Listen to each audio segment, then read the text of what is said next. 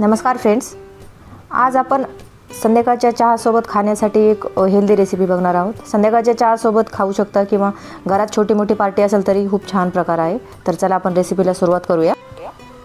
इथे मी एक बाउल घेतला आहे। याच्यामध्ये 2 वाटी किसलेला कोबी घ्यायचा आहे आपल्याला, 1 वाटी किसलेलं गाजर घ्यायचं आहे, 1 वाटी किसलेला बटाटा घ्यायचा आहे आणि 1 वाटी आपल्याला कांदा घ्यायचा आहे। कांदा मी उभा कापून घेतला आहे, तुम्ही बारीक कापून घेतला तरी काही प्रॉब्लेम नाही। याच्यामध्ये आपण मसाले घालणार आहोत। 1 चमचा मी ओबडधोबड कुटलेले धने घेतलेले आहेत। 1 चमचा मीठ घालून घेऊ आपण, मीठ चवीनुसार घालणार आहोत आपण।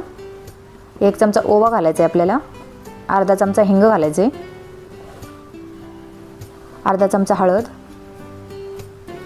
आणि 1 चमचा बेडगी मिरची पावडर आहे। ही काही जास्त तिखट नाही आहे, मी 1 चमचा घातला आहे। आणि याच्यामध्ये आपण पांढरे तीळ घालून घेणार आहोत आणि हिरवी मिरची आवडत असेल तर घाला। मी 1 चमचा हिरवी मिरची घातली आणि 1 चमचा अद्रक लसूण पेस्ट घातली। हे आता आपण व्यवस्थित हाताने मिक्स करून घेऊ। आपला जो मसाला जो आहे ना तो सगळा मिक्स झाला पाहिजे, एवढं आपल्याला हाताने व्यवस्थित मिक्स करून घ्यायचं आहे। त्याच्यामुळे अगदी सोपी रेसिपी आहे आपली आणि झटपट होते, जास्त वेळ लागत नाही, पूर्वतयारी करायची गरज नाही, काही नाही। पटकन कधी संध्याकाळच्या चहाच्या वेळेला जर आपल्याला खावंसं वाटलं ना काही चहासोबत तर एकदम झटपट रेसिपी होते। तर हे पहा असं मी व्यवस्थित मिक्स करून घेते। हाताने दाबून दाबून आपला मसाला जो आहे तो सगळा व्यवस्थित मिक्स करायचा। असा मिक्स केला ना तर सगळीकडे मीठ पोहोचतं आपलं। आता आपलं व्यवस्थित मिक्स झालं आहे। आता आपण हे मुरण्यासाठी ठेवणार आहोत 2 ते 3 मिनटं। तोपर्यंत आपण तेल गरम करायला ठेवू। मी गॅस चालू करून घेतला आहे, कढई ठेवून घेतली गॅसवरती आणि तेल घालून घेतले। हे पहा आपले 2-3 मिनटं झालेले आहेत। मी कोथिंबीर पहिली घातली नव्हती, आता कोथिंबीर घातली। 1 वाटी कोथिंबीर आहे आणि 2 चमचे आपण तांदळाचं पीठ घालून घेणार आहोत। आता याच्यामध्ये 1 वाटी बेसन पीठ घालणार आहोत आपण। आणि आता पाणी न घालता असं जे पाणी सुटले ना आपल्या भाज्यांना, याच्यामध्येच आपण जे पीठ घातले ते मिक्स करून घेऊ। आपल्याला पाणी वरतून अजिबात घालायचं नाही, जे भाज्यांना पाणी सुटले त्याच्यामध्येच मिक्स करून घ्यायचं आहे आपल्याला।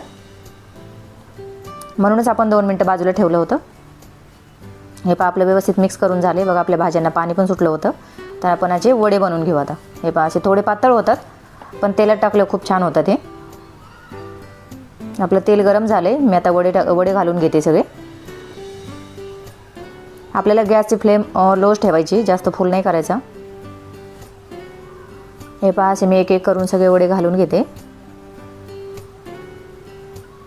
खूप व्यवस्थित निघतात, अजिबात चिकट वगैरे हाताला चिकटत नाही, काही नाही। आणि पीठ आपण कमी घातले ना त्याच्यामुळे खूप कुरकुरीत होतात हे वडे।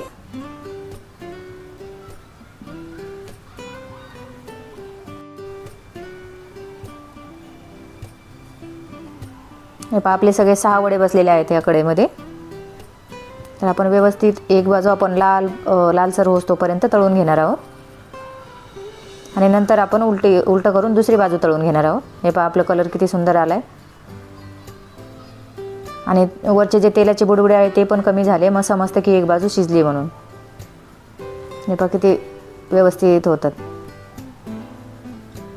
अगदी 2 ते 3 मिनटं लागतात तळायला फक्त। आपल्याला पहिला लो ठेवायचा गॅस, नंतर थोडासा फुल केला तरी चालेल। आपले पहा असे गोल्डन ब्राऊन झालेले आहेत वडे। आता मी काढून घेते। कलर बघा किती सुंदर आला आहे आणि एकदम क्रिस्पी होतात ते वडे। मी राहिलेले सगळे काढून घेते।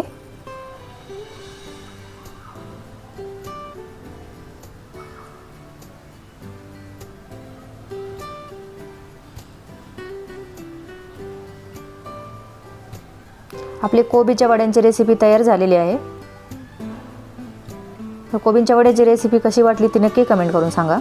व्हिडिओ आवडल्यास लाईक शेअर करा आणि अशाच नवनवीन रेसिपी पाहण्यासाठी सिक्रेट शेफ नंदिनी यूट्यूब चॅनलला नक्की सबस्क्राईब करा।